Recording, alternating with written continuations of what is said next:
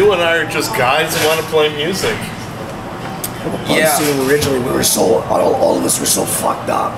Okay. And total outcasts from every other scene. Exactly. That we all got together, and when it all started, and we just bonded. Exactly. But here's the thing too. I mean, in LA at the time, I mean, you had bands like, well, from San Diego, you had the Zeros. They were completely Hispanic. Yeah. You know, 1977, this kind of like punk band from San Diego comes to Hollywood called the Zeros, and they were completely Hispanic. The Germs had, you know, a black guy in it. They had, you know, a girl in it. They had, you know, people with different orientations. I mean, you know, there was a time where anything was cool. It didn't matter. None of that stuff mattered. And but there came then shortly after that, people started to kind of you know, the wardrobe and all the mentalities started to get really kind of fractured, and so, you know, you had your skinheads and you had your this and you had your that and everything. So yeah, if you didn't fit in there, you know, but at first, none of that shit mattered. None of that. I dare say, you know, I mean, you know, I mean, the dish rags up here, you know, I mean, one of the first programs, they're girls, you know, girls, and you know, and back then, I mean, girls in rock and roll. I mean, sure, you had the Runaways. But, you know, it wasn't like a common thing, really, you know? So. No. Bangles. Bangles. If I may quote our mutual friend, Mr. Tony Bardock, I read in an interview in the Pointed Sticks, punk began as no criteria. No criteria for dress or ethnicity or gender or orientation. Absolutely, yeah. Yes. Yeah, no, and that's what the whole scene was about. We just all got together. It was just a bunch of us. Wherever the bands were playing, everybody showed up. Exactly. Yeah. And the reason why I mentioned the ethnicity part is you and I must have been freaks of nature on that.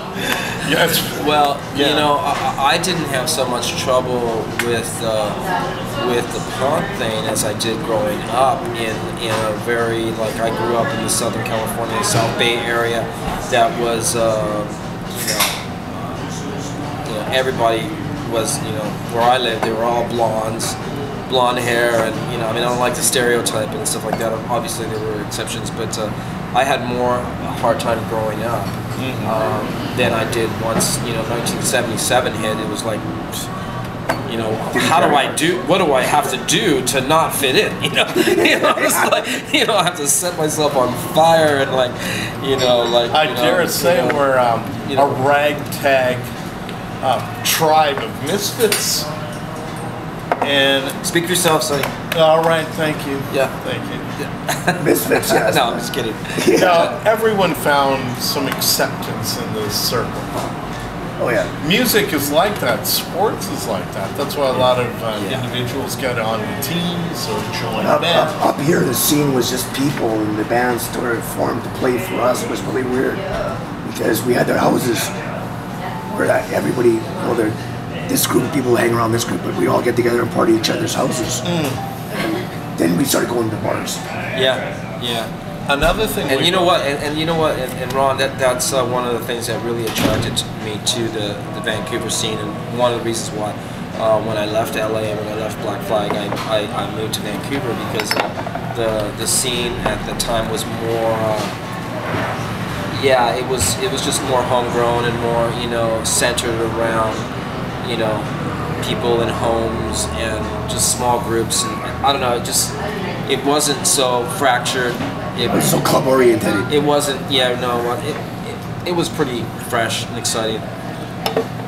So I really liked it. Another thing we share in common: our spirituality. Do we? Yes, you have shared some things with me. Yeah. Go ahead. It's all right if you're a Christian. I would think so. Yeah, why not? No, just so much. The punk thing at one point was we don't care what faith, we don't care what ethnic group, we don't care what gender or orientation. Yeah. Everything's just party and get fucked up. Yeah. Well, you know what? Okay, here's the thing. I mean, obviously, the you know, when you say that you're a Christian, I mean, there's a lot of baggage that comes with that, and a lot of preconceptions that come with that, and a lot of, and rightly so, because there's a lot of stuff that the church has not handled very well. Well, same with the punk scene, for that matter. And absolutely, I mean, basically, anytime you get people involved with anything, they're going to screw it up. But for me, it was just like, you know what, I mean, you know, it's hard to kind of deny the supernatural, you know. And once I came to grips with not denying the supernatural, then it was pretty easy to understand some of the elements of the Christian faith, and a lot of that really makes sense to me. Some of it doesn't, and some I have questions and concerns about some things, and certainly I have questions and concerns about how some people have handled their faith and have lived their faith in ways that is more about hate than love, and that really concerns me. And so, you know, because of that, you know, people like yourself and myself maybe get a little flack from other friends who like probably think we're crazy.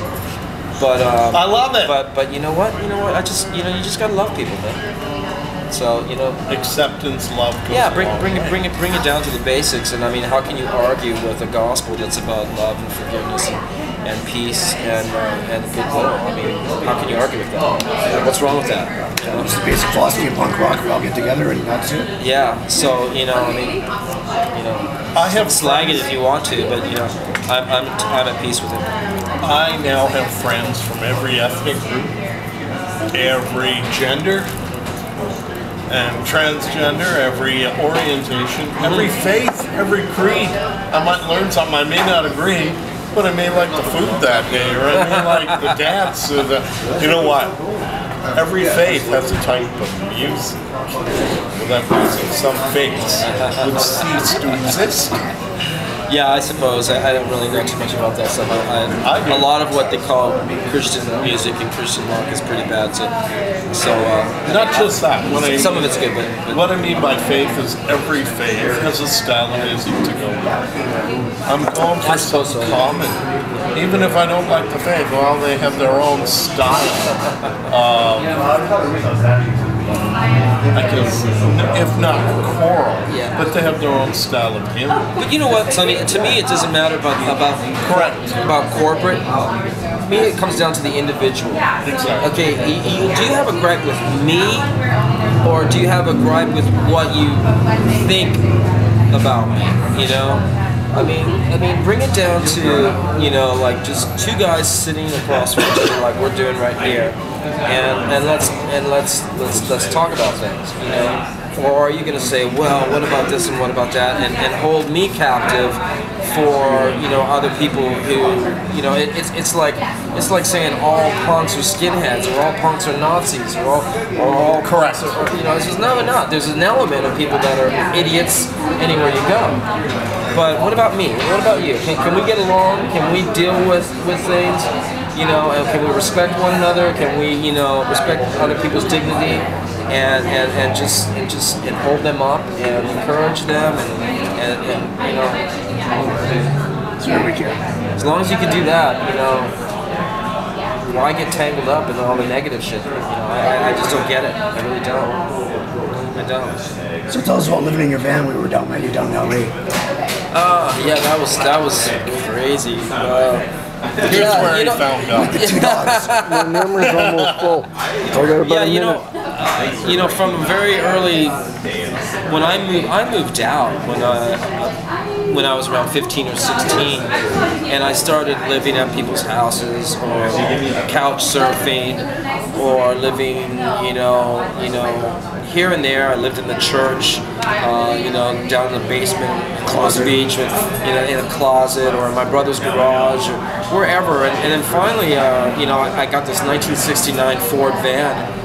And even up here, even when I moved up here, I lived in Carol Siegel's closet at the Hacienda. The Hacienda was kind of the precursor to the Plaza and a lot of other punk rock houses and stuff like that. Commercial drive there. But yeah, I lived in the closet at Carol's house. You know, I mean, for me, it was just like, if I could fit in it, I could live in it. You know, and I don't need much, right? So when I got my '69 Ford van, damn, I was styling because and it had a stove and it had a fridge in it, and it had a stereo.